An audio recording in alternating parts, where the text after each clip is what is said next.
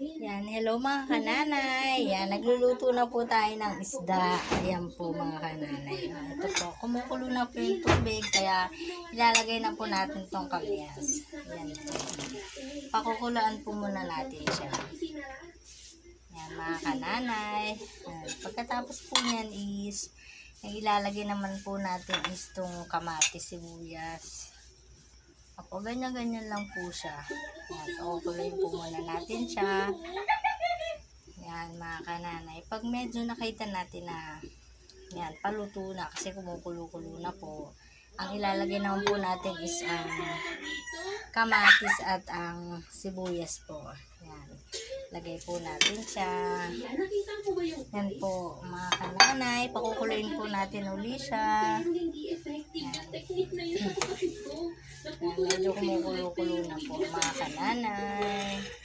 Yan.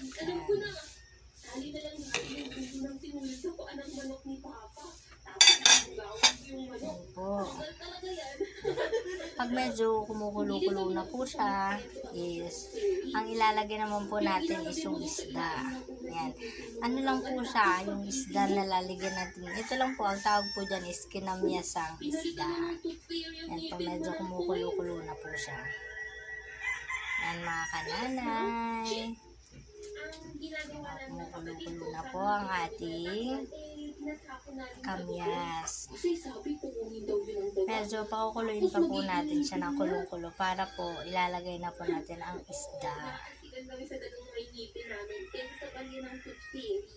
So yun, ang sarap ng balikan at nakakabis yung mga panahong sinulid lang buwan na ako no?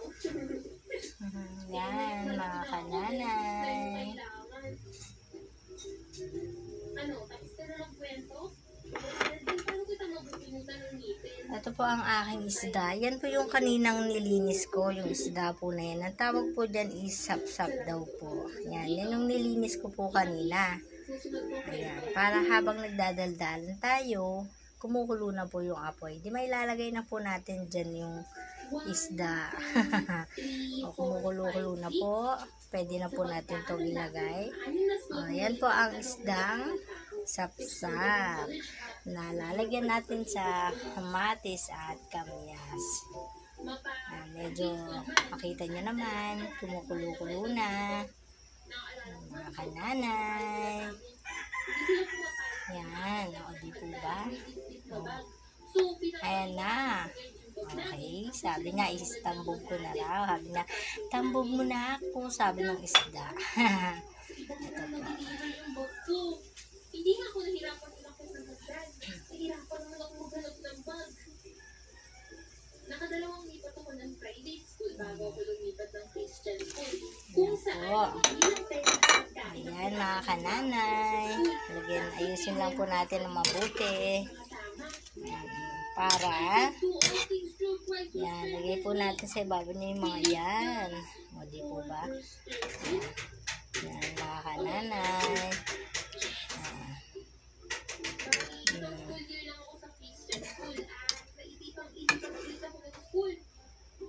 Hindi naman sa buhay ko kaya palipat-lipat ako ng school ha.